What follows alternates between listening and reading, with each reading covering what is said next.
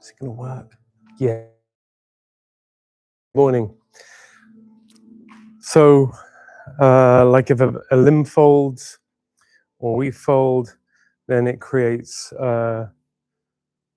possibilities that go off along that angle of the fold to however far into the distance we want it to go, or however far inside we want to go.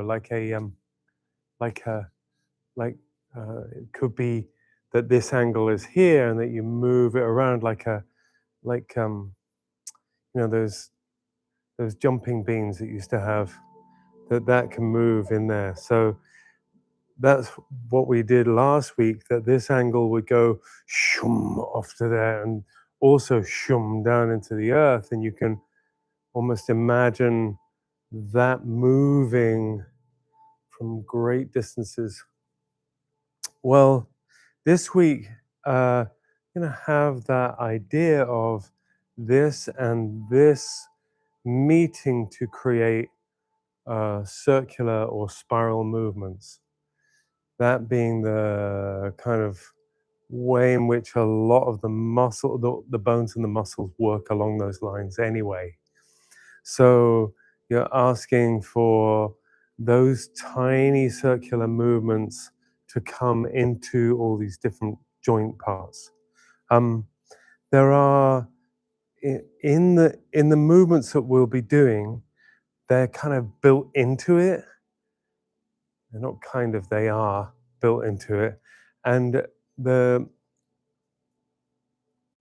real challenge of today is how much you can sense, even in the tiniest movements, how that ripples, how that has a wave effect through the system as a result. So I'm going to give you some examples just real quick. And hopefully as we do it, you'll kind of, if you get into it, there'll be a kind of habit of listening for this. So as when we get up into vertical, you'll just be doing that as we get up off the floor. So an example of this is the shoulder girdle. So I have the shoulder girdle starting here. It's not part of the rest of this. And I'm going to see if I can imagine the shoulder girdle moving circularly around this. And it's as tiny as that. Hi, good morning. Yeah. Yeah. I'll tell you what I'm going to do. I am going to get a bit of mapping out, because I think the shoulder girdle is one of the most confusing parts of this whole system. So my Alexander teacher described the shoulder girdle like an opera cape that you put on and you fasten here. Are you fastening it all the way on the sternum? Is it? Oh, it's just like a cape. Right there. Yeah. It's just like this. So the whole of the arm system is like this. Got it. Yeah. So, okay, I'm just going to show that to anyone who's. Like our skin wasn't holding the muscles down. The muscles would be like wings. Yes. Coming. From actually, that one. Well, muscles aside, because there's the one that comes from here up here, the latissimus dorsi, which comes into here, and then there's the teres, and then there's of course the trapezius, and all of that. So the muscles are like an attachment, and the pectorals and all of that sweet stuff comes into the sternum. But for the sake of what we're going to do this morning, if I hold my rib cage still, I have this axis along here completely, and I say, okay, you're not moving because you're the egg, and I'm going to just slide my cape this way. Yeah. Yeah. So, and then I can slide my cape this way. Yeah. And I can slide my cape around this axis here.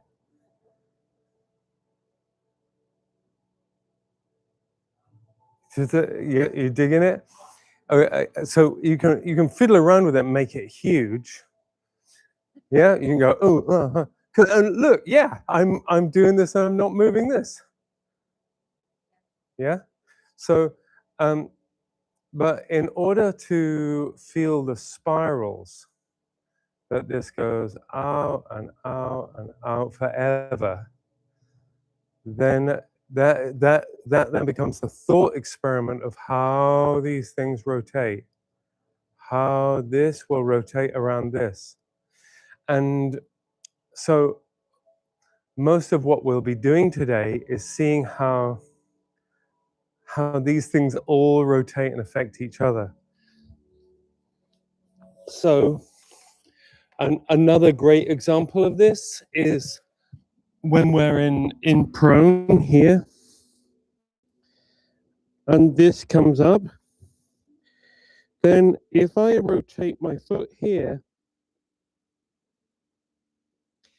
it rotates the tibia and the fibula. There will be rotation in that. If I then rotate the whole thing, it rotates the femur all the way up. And so what I'm then imagining is that spiral going all the way into the pelvis, so that my femur just begins to feel, wee, I'm having fun in this cerebellum, because I'm not doing it. If you know what I mean, it is the relationship with gravity that's doing it. And keep your attention on the like distal, the far away spot, then it can be an experience rather than like an action. Bingo. Yes. And then you can go, well, what actually do I need to use to do that? Really? Do I need to hold onto my butt so tightly that it all just clenches? How is the femur going to move easy in the socket if I'm just going all the time? So it is a reminder of the possibility of spirals in relationship to gravity that allows freedom of movement. Then you can recognize whether you're holding that or not. That's the hope and the fervent prayer. There's just one more thing. As we come up, I don't want to talk too much because there's a lot of spirals to go through. Okay, so if I'm here, we get into the crawling position. I want to see if the top of my head will spiral, the neck beneath will spiral. Or, I can go all the way down, spiraling through the spine into the tail, and let that spiral flow like a wave before I take the first step. Then when I take that step, I'm going to feel the same thing with the femur as I then take the next step, maybe with this hand. Maybe I'm going to bring this one forward.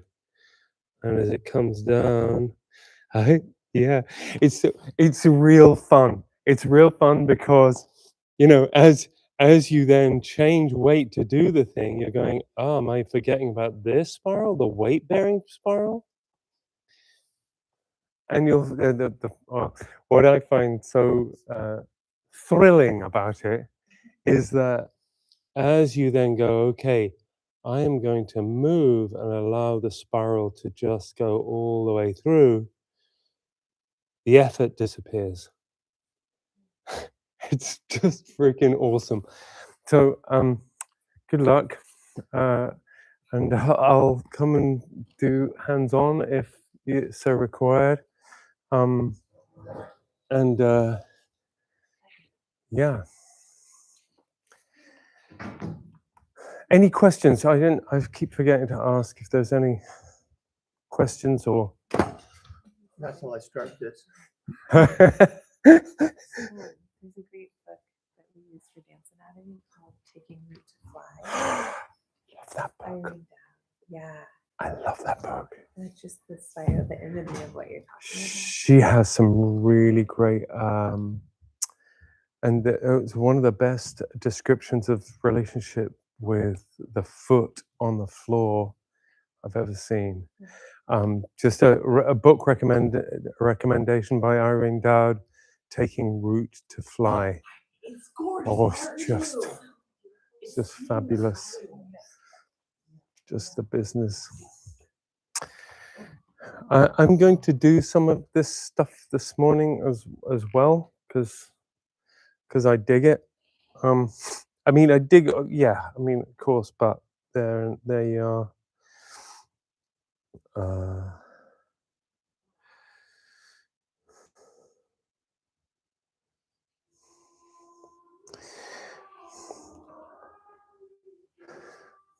And of course, you know,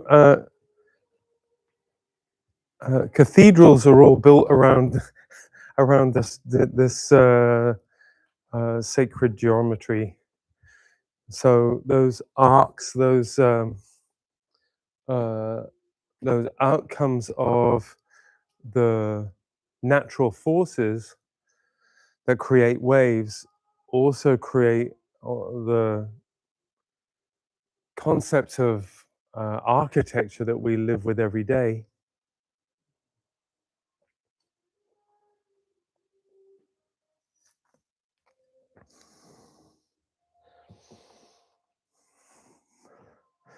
But you know, we're dealing with the architecture of movement. I've been geeking out a little bit on spirals in nature. Just as we come into constructive rest, that right down to an atomic level, everything ends up being an interaction of up, down, forward, back, right down to the way that atoms in movement are basically closed loop spirals that create a magnetic force that we call solidity. But it's just energy. What we end up doing when we're moving our body about is being conscious manipulators of energy.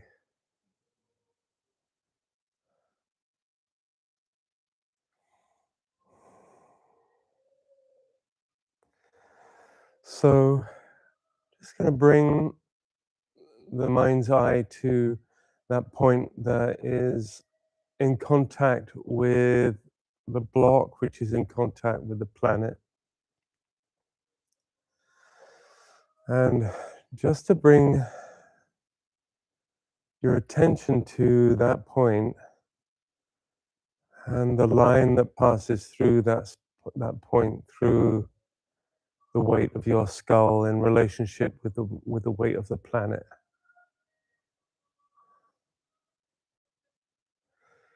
And on the in-breath, you're going to bring your mind's eye to the tension of the face, the muscles.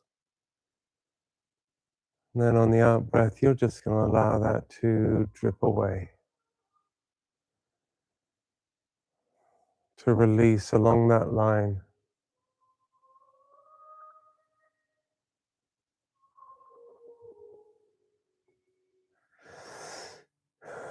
And then you can also imagine the line that goes from the top of the head right down through the base of the spine. And however you want to play with this, imagine that there are tiny spirals along those axes. So you can let the head just do the tiniest circular motions along those spirals. And as you explore those tiny spirals, you're going to see if you can bring your mind's eye to the same things being true about the connective tissue.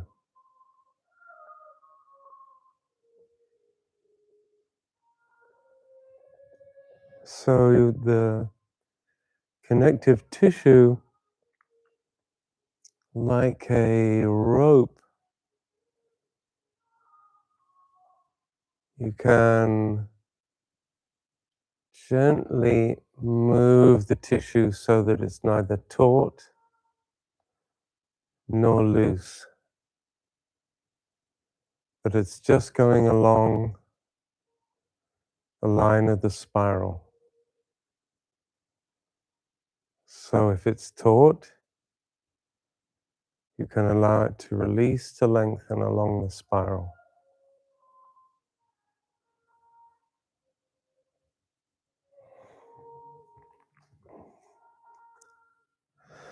And having played with that in your mind's eye, then bring your attention to, I invite you to bring your attention to the points of the shoulder blades that are in touch with the floor.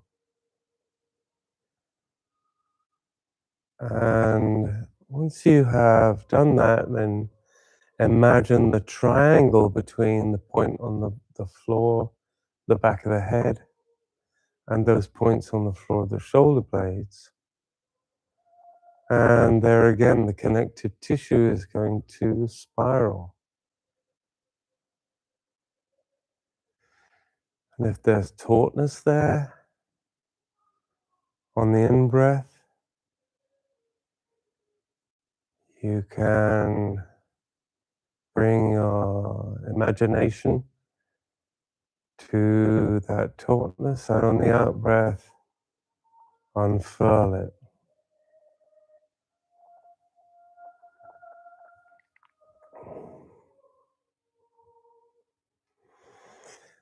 And then you can bring your mind's eye to points of the elbows that are on the floor.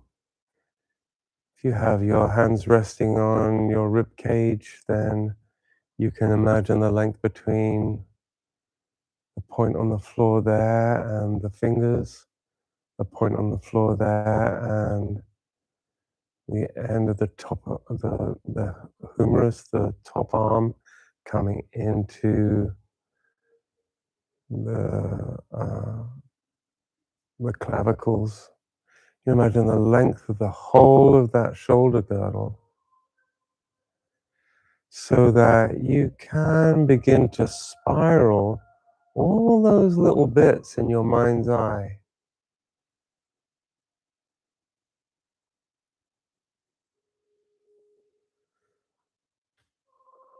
You can begin to even move the whole shoulder girdle in little spirals around the rib cage.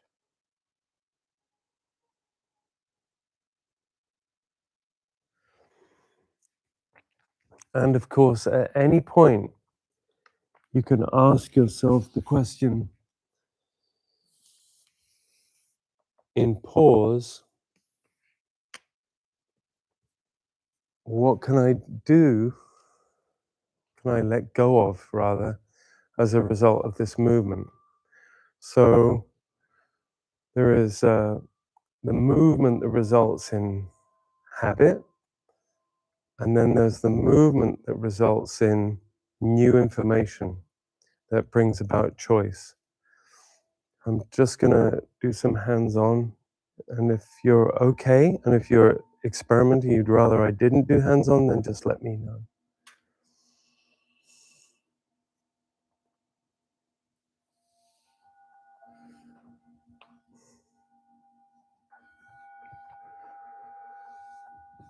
Normally we go through the 13 points that are in touch with the 12, 13, and 14 points that are in touch with the floor.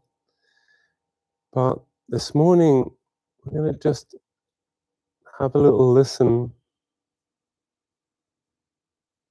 Once you've experimented with the shoulder girdle a little bit, then see if the shoulder girdle can just stay in place and bring your mind's eye to the spine and it's lengthening and spiraling, so that the idea of the head spiraling so that it lengthens and widens away from the pelvis.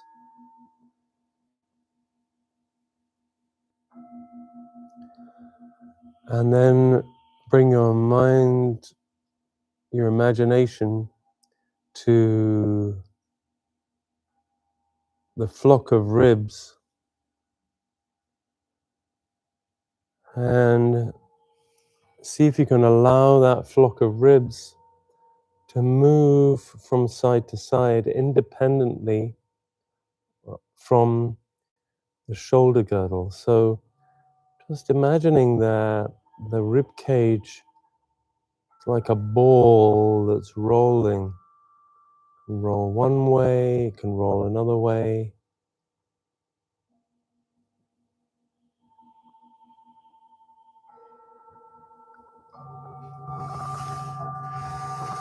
And these are not giant movements, these are invitations for the spinous processes to just have fun spiraling around.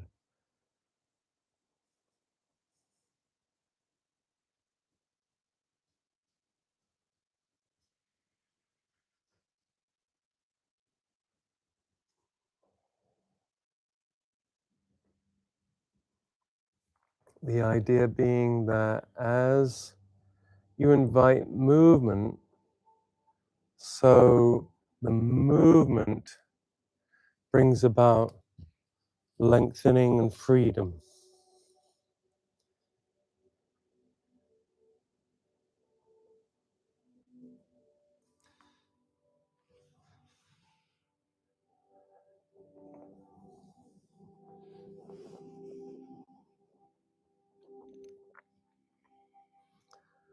And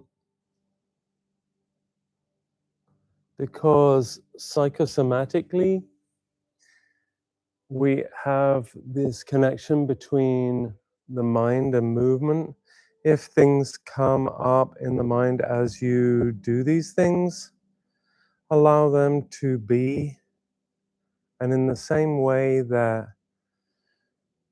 you let the mind's eye deal with tension in the body, so you can let the same thing apply to ideas, thoughts, belief, that you invite movement in those ideas and thoughts and beliefs,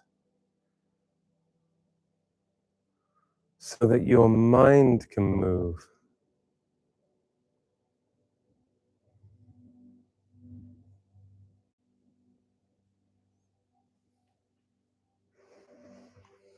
It's okay if I use my hands.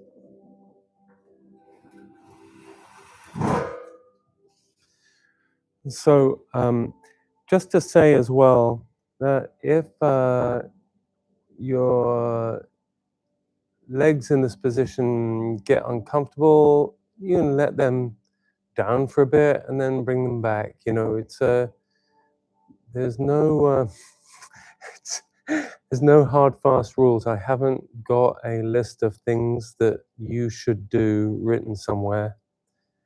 That doesn't exist. So the invitation is not to should yourself. Really, it's all about freedom of movement.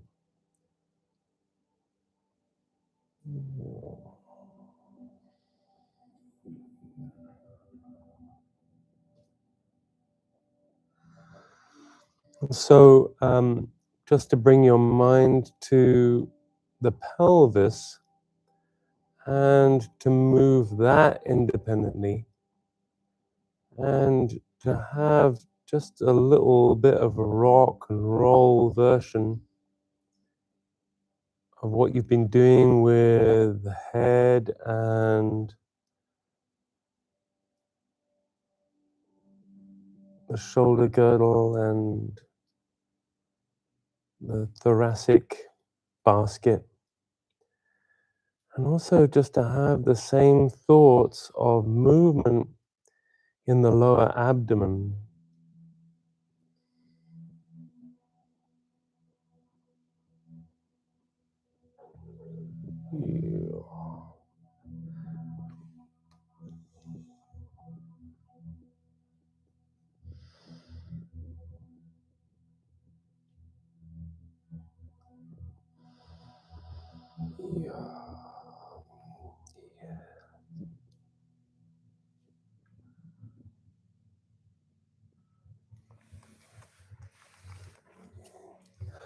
And then just to finally have the idea of rotation in the foot. So as you bring your mind to the three main points of the foot, the heel,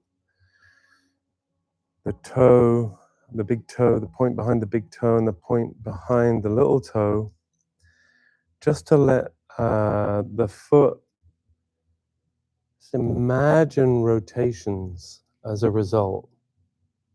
So right along the length of the metatarsals, you're just imagining that there is a eternal spin around those angles of the toes, the angle of the heel coming to the floor, the place where the lower leg comes into the foot.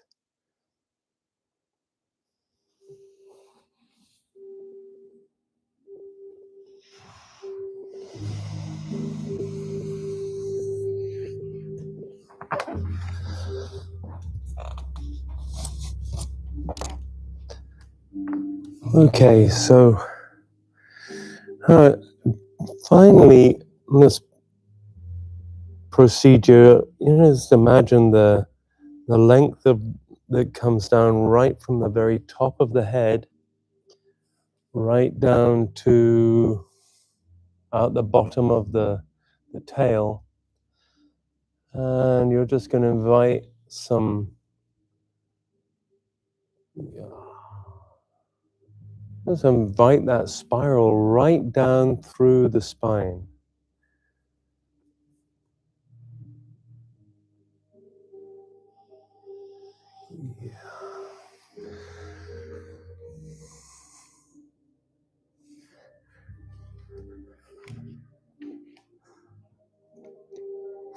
And this is going to be useful later on when you're in crawling, this idea of this spiral being part of everything from the notochord outwards. And of course, those spirals are actually in there in the vertebrae, the spongy bits between.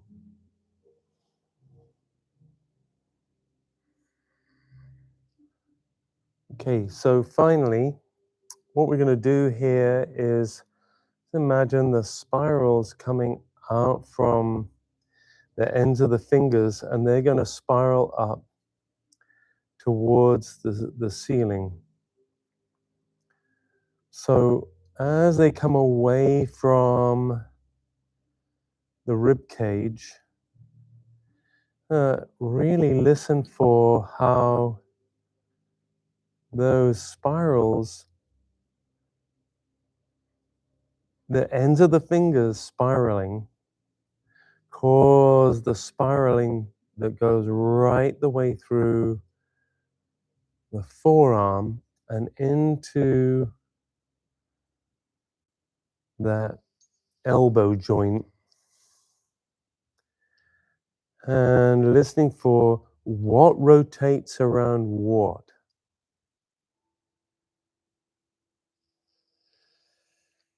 And listening and bringing your mind's eye to that point of contact with the elbow on the floor.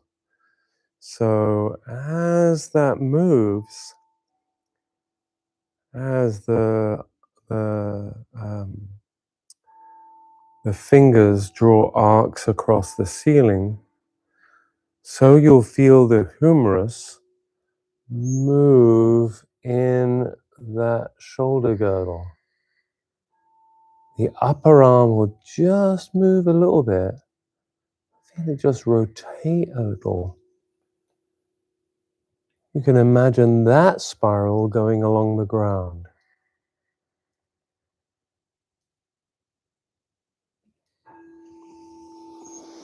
Beautiful, beautiful, Hal.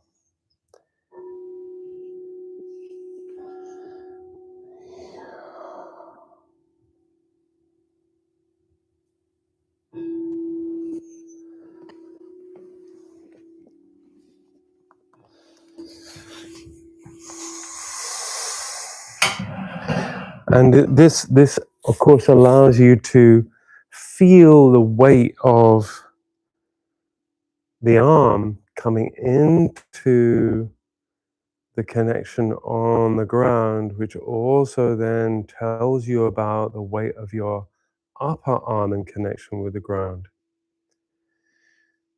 And so here's a fun thing you can experiment with you next, is that if the tips of the fingers begin to come towards the head in a spiral, then you'll begin to feel the spiral in the upper arm come into play, which will allow the upper arm to begin a spiral up, out into space, which will allow the upper arm to come off the floor.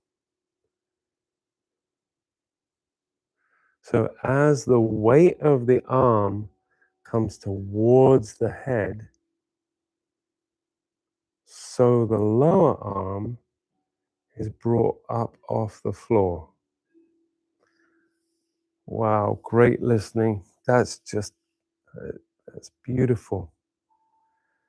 So you can continually use the spiraling of the arm and the weight of the arm to instigate the movement of the upper arm.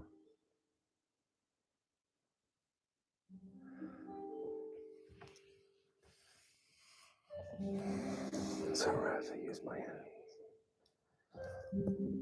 And once it comes up off the floor, maybe you can extend the arm so that they are up in the air, and you can listen to how the weight of the whole arm sinks into the shoulder girdle so that the shoulder girdle can let go.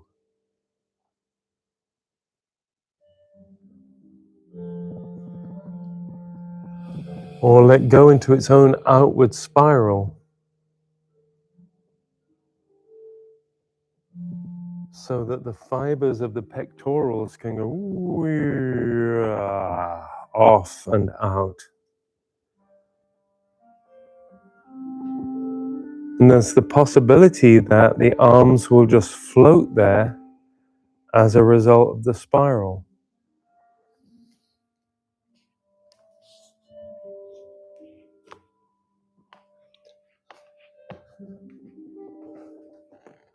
And you're going to bring your fingertips together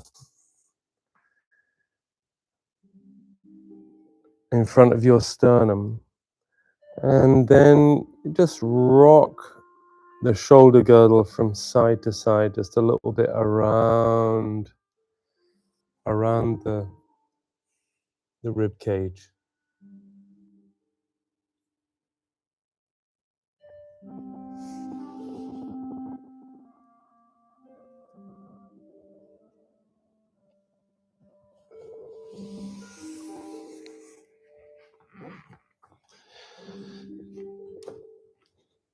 Okay, so here's some fun. A fun addition to this is, walk one of your feet forward, just creepy crawly it forward, and leave the other one folded. You're going to clasp your hands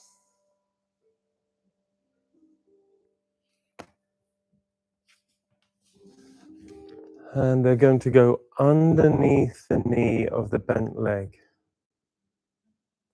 You're just going to wrap them under the knee of the bent leg. I think they're clasps that can go over the bent leg, but if you'd rather go under the bent leg, you can just go under the bent leg. And in this position, you're just going to let the weight of the femur sink into the pelvis. Yes. There's two things going on here. There is, on the straightened leg, there is an interaction actually with the psoas. So you can imagine the core lengthening and spiraling, lengthening and spiraling. Also just going to circle that knee on the ceiling so you can imagine the weight of the leg spiraling into the socket of the pelvis. Tiny, tiny, tiny. Tiny, tiny, tiny. Sorry if I use my hands.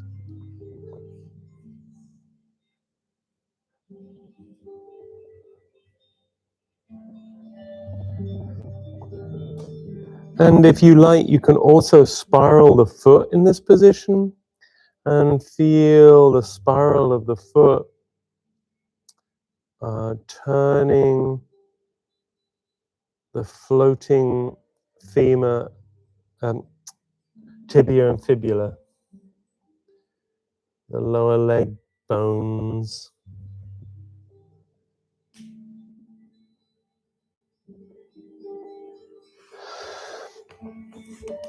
Any clicks are really great.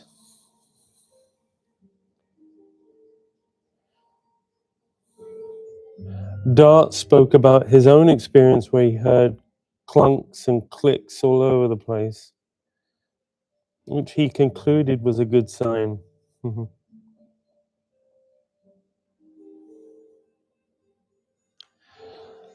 And when you finish spiraling with that leg, just let it come, just balance it down onto the floor.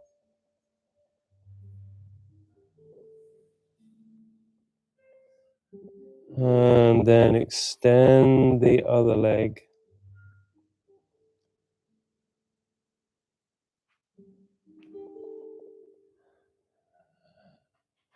And sink into the pelvis so that the other leg comes up folded.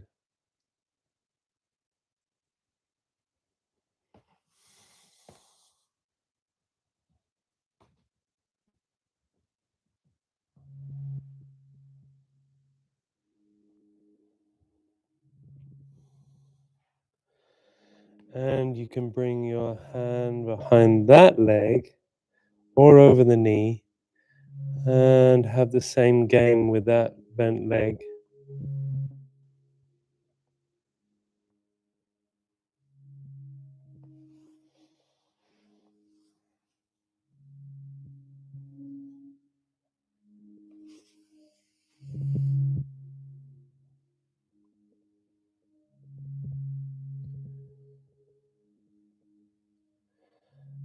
remembering the spiral that goes through the entire body, that goes through from the top of the head, of the sits bones, we'll say, all the way through there, that spiral, and the outcome of breathing to release.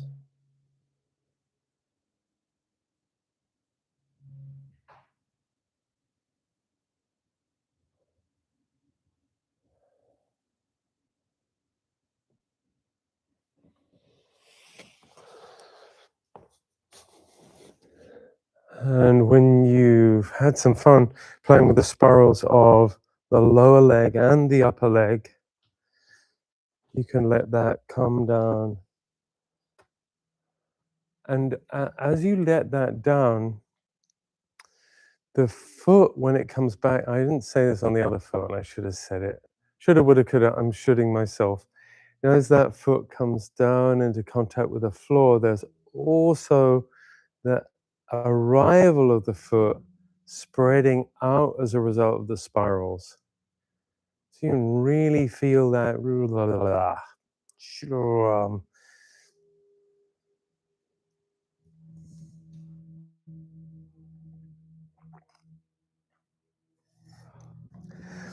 There's also this fascinating aspect, speaking of energy, this aspect of, your bones creating, they're kind of surrounded by electromagnetic charge that tells your system where to build bone, where to take bone away. And it just reminds me of, this interaction of energetic behavior between your bones. So as it comes into contact with the ground, it's telling that field something.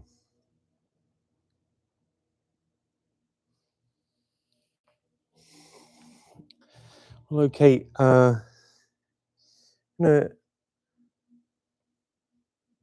extend the hand up on one side, because you're going to roll over to one side. And as you do that, you're going to look with the eye and turn with the head, and then see if you can roll all those different bits along the axes that you've created.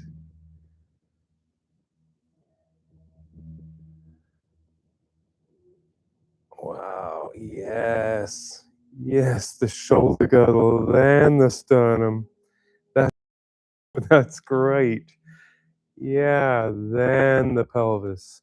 And the spiral of the spine just follows all the way down. Oh my God, that looked so cool.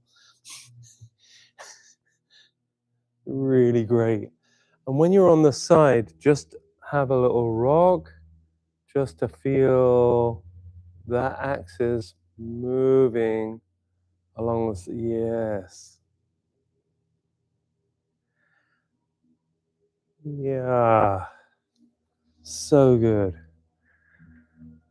So you can really feel the rib cage on the side rolling in relationship to, so that, well, let's put it this way.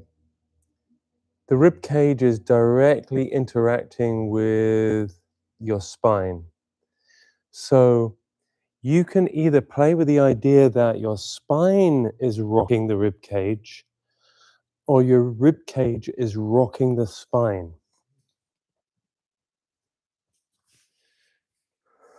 That as you're moving around the spiral of the rib cage, or moving around the spiral of the spine, all of that external nervous interaction is being given information either way.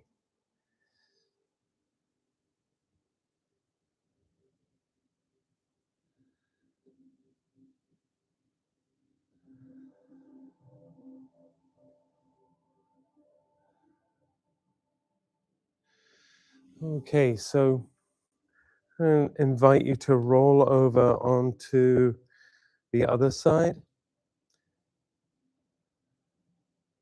So your head is going to turn and it's going to roll over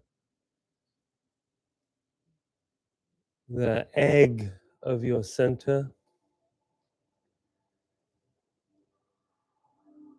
And then come over onto the other side.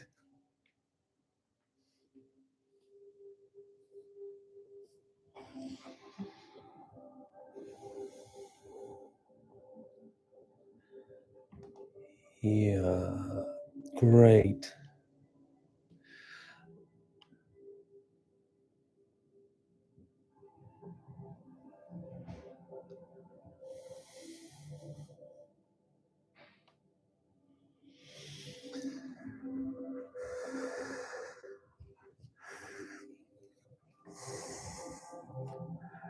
And at risk of end gaining, I'm just going to follow that spiral over onto your front. And there's no hurry. If you are exploring something, continue to explore.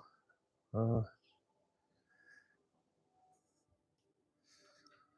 just going to come into prone just for a little bit.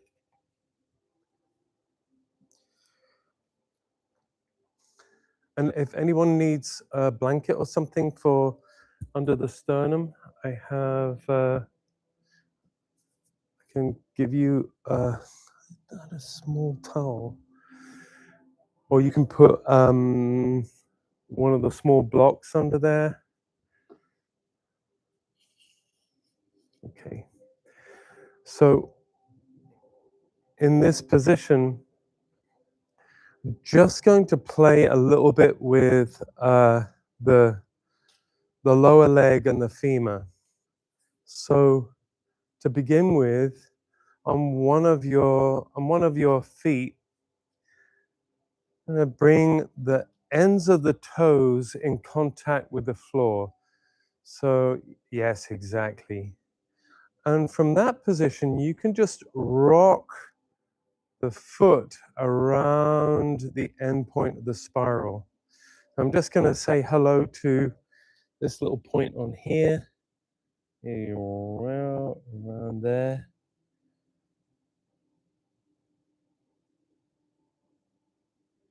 Yes. And as you rock around that spiral, well, you can note what happens to the whole of the structure.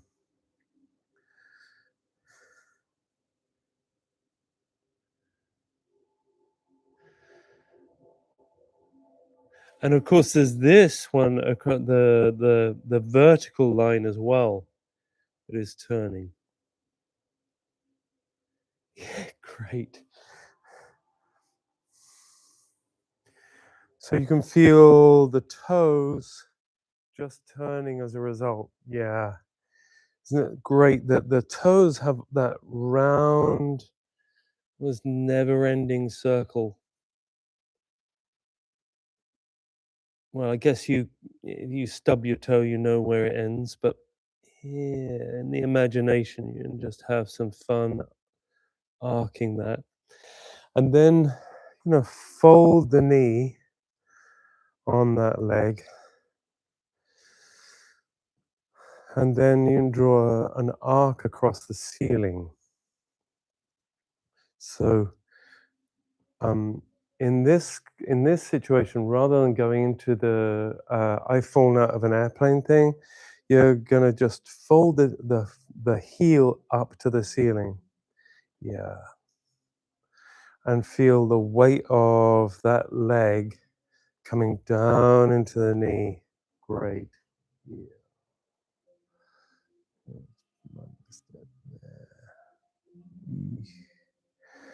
And then just let that slide from side to side.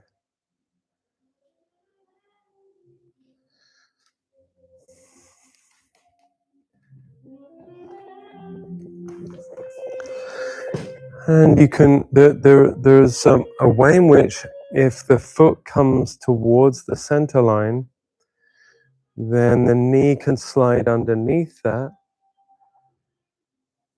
So then the knees come together a bit. Sorry. So that's it. Yeah. So it can almost slide across. That's it. Yeah. Exactly. And then you can do that also in the opposite direction, so that as the foot comes out, the knee can slide underneath it, so the leg comes open a little bit. And you can feel the femur, the main idea being feeling the femur move around in the socket from different positions there. And it doesn't have to be big giant movements. It can be just teeny movements. And also working with the idea you could circle the heel and see how that feels up in the femur.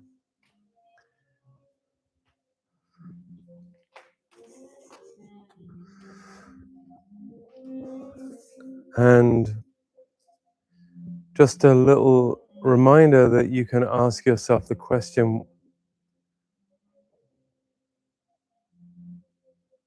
what can I let go of as a result of this movement?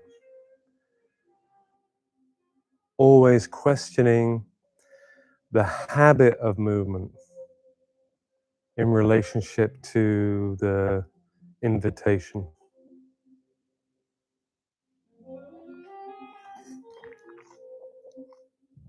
And then we're going to swap legs. So let's flip to the other leg and let that heel come up to the ceiling.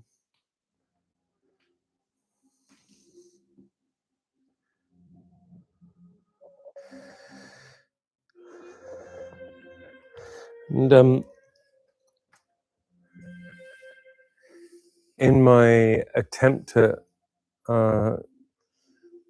doing too much in too little time, there's a moment where we skipped where you could listen to one femur and compare it with the other one.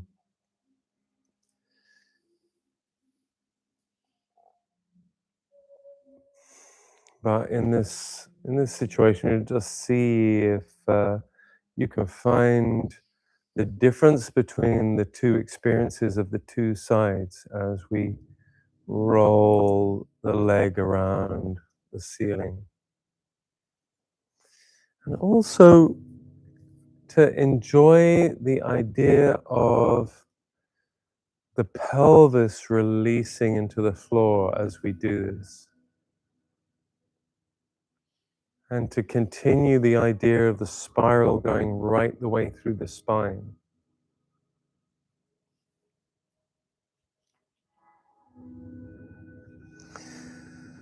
Yeah, okay, so just gonna let that leg come down and be next to the other leg. And just gonna take a moment to do nothing.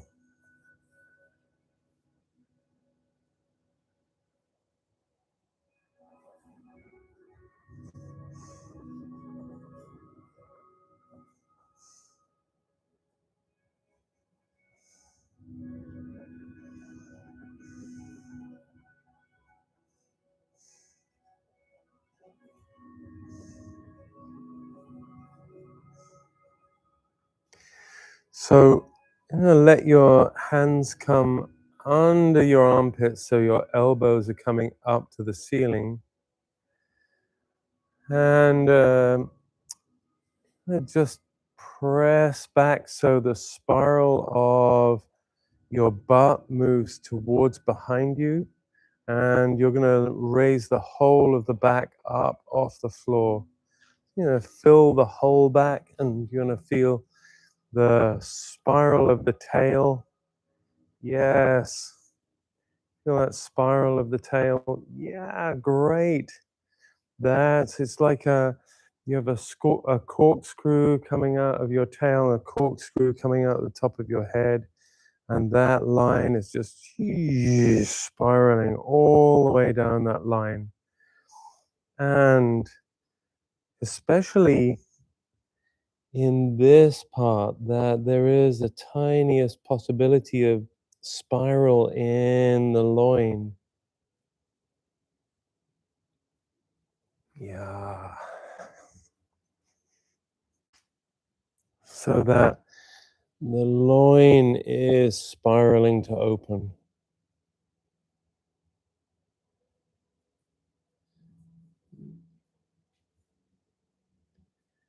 Yeah.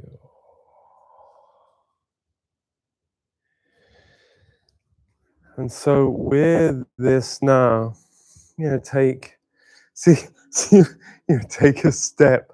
So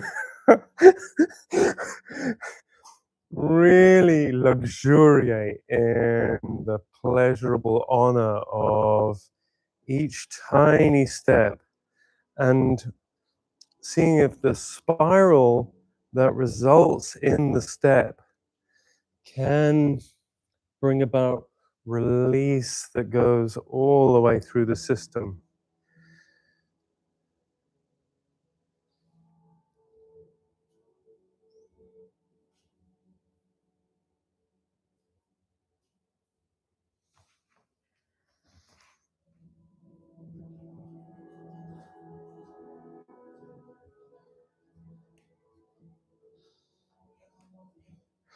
When you were lying on the floor and your arms raised towards the ceiling, you're doing the same thing now as you crawl forwards to the chair.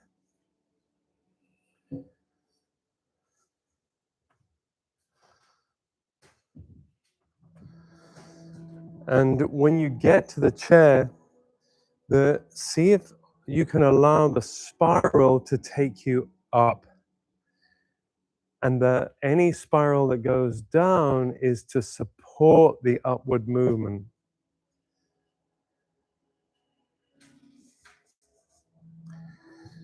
Sorry, I moved these. Yeah. And as you get up into vertical, still feel the spiral of the foot underneath, the lower leg coming into the heel, the femur coming into the knee, the pelvis on that those two fantastic balls, the head of the femur, the spine, yeah, on that sacrum, on the tail, so you're still wagging the tail, the spine wagging over the rest of the system, and the rib cage, the flock of ribs doing its dance over the seashore of your pelvis.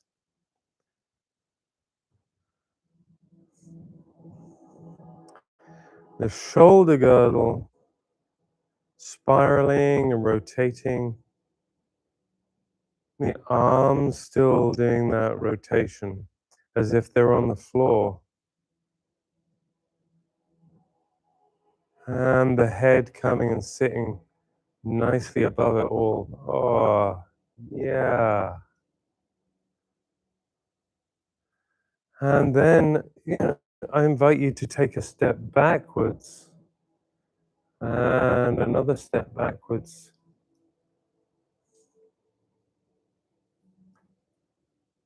And still feeling that spiral with every step. So you can feel your center spiraling over that step. It's like an infinite loop. It just keeps moving. Yeah. And then you can take it for a walk. Take the whole thing for a forward walk and see how that feels.